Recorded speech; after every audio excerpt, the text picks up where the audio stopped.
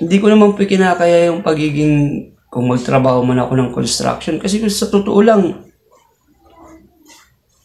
kung wala pong mga construction worker, wala po tayong bahay na tinitirahan. Wala pong mga building, wala pong mga paaralan para sa mga anak. Mga anak nyo, ako wala pa naman akong anak eh. Wala pong paaralan para sa mga anak nyo. Paano, di po matututo yung mga anak nyo kapag walang school. Lalo na kapag walang construction worker, di ba? So hindi ko naman po kinakaya kahit magtrabaho ko, kahit maging stable ko pa na trabaho yung pagiging construction, hindi ko po kinakaya yan.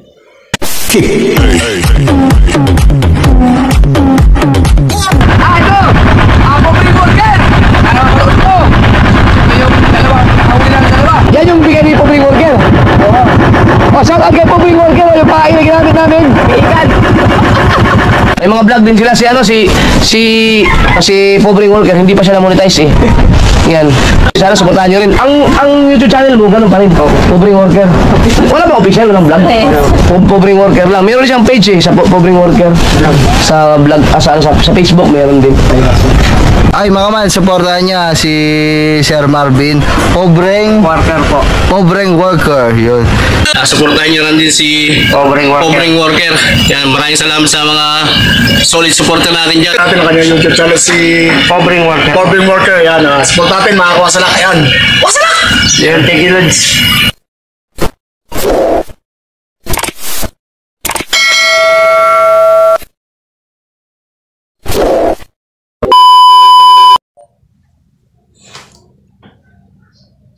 Yun, good morning po guys. So ngayon guys ay November 1, araw po ng mga patay. So nawa po ay ang lahat ay nakadalaw na po sa kanilang mga mahal sa buhay.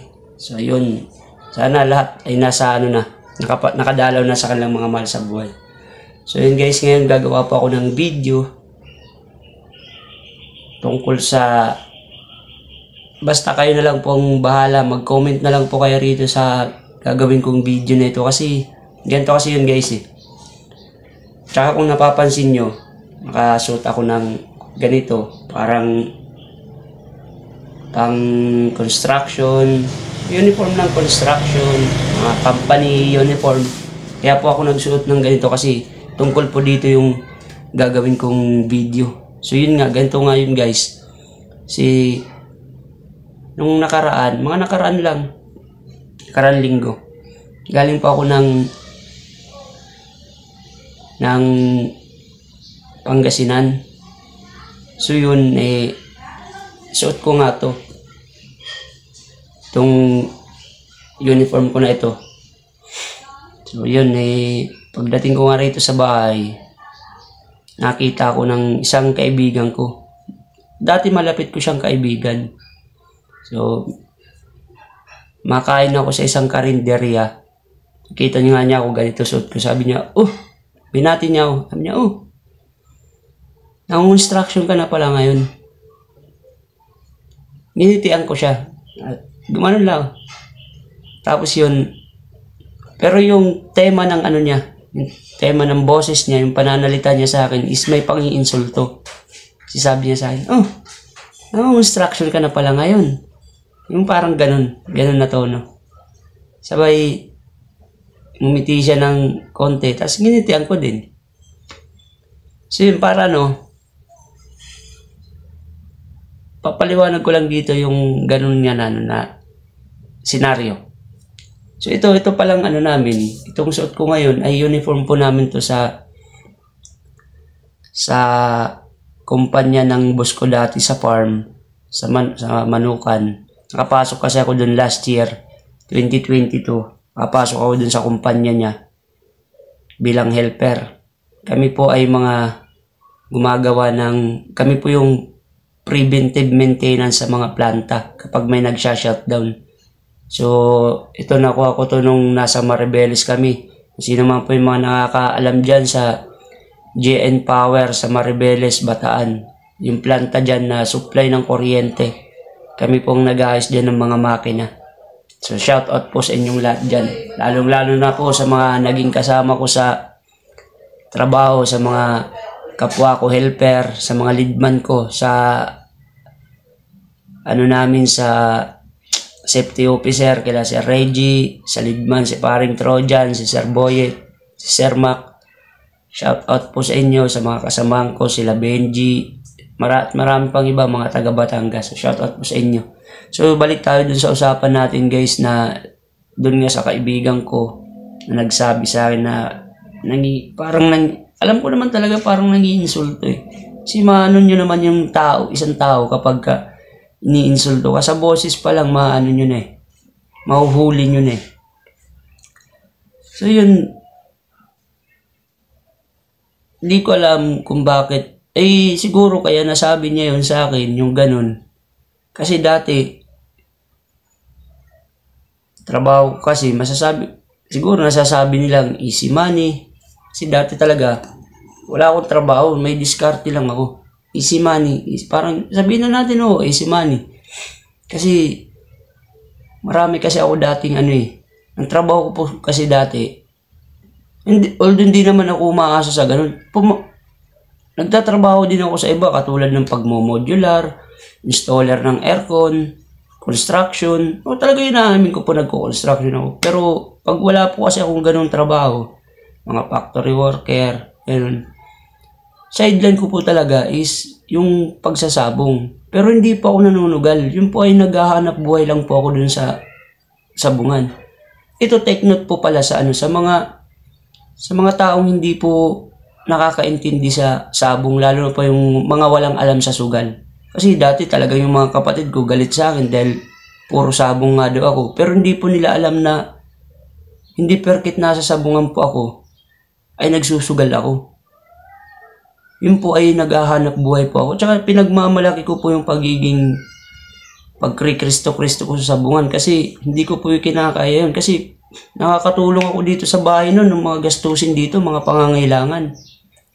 So, sa mga tao pong hindi nakakaintindi sa sabong, ito, sabihin ko lang po, hindi po lahat ng tao na nasa sabungan ay sabungero, sugarol.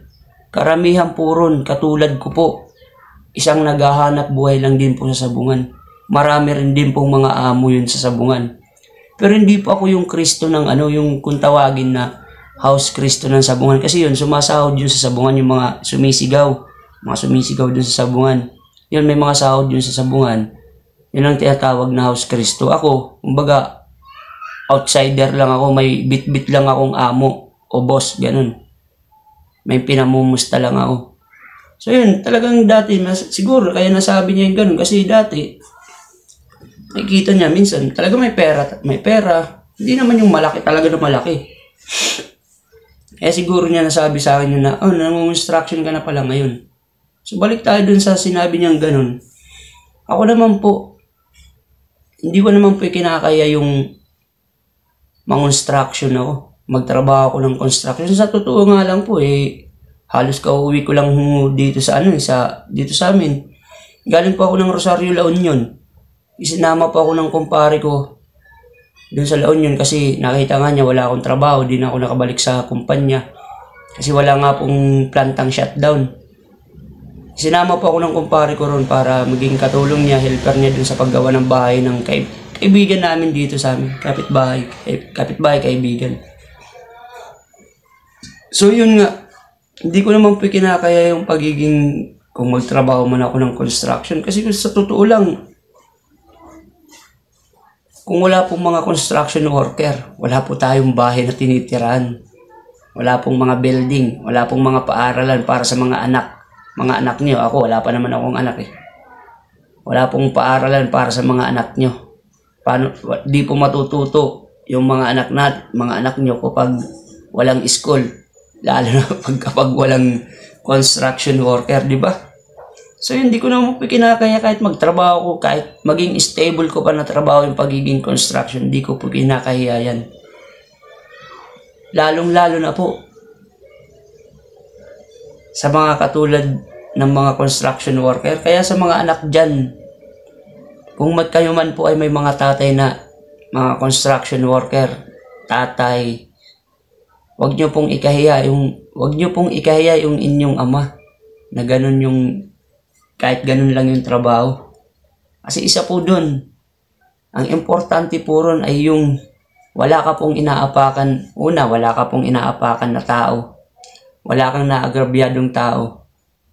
Ang mahalaga po dun, marangal yung trabaho mo, mapamaliit man, malaki sahod mo.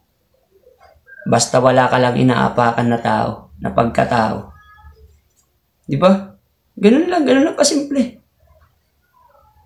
Walang hindi masamang maging construction worker. Sa katunayan nga, kung sino pa yung mga maliliit yung sahod, sila pa yung mga nakakatulong sa mga kapwa nilang mahihirap. Oo, totoo, dami akong nakitang ganun.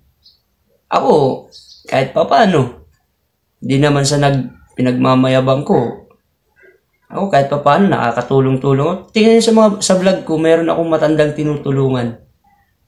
Kapag meron ako, tinutulungan ko po yung matanda na yun, yung lola na yun, na dumadaan dito sa amin para kunin yung kalakal dito sa kapitbahay ko. 73 years old na lola, kapag may pera ako, binibigyan ko po yun ng grocery. Makikita niyo sa vlog ko.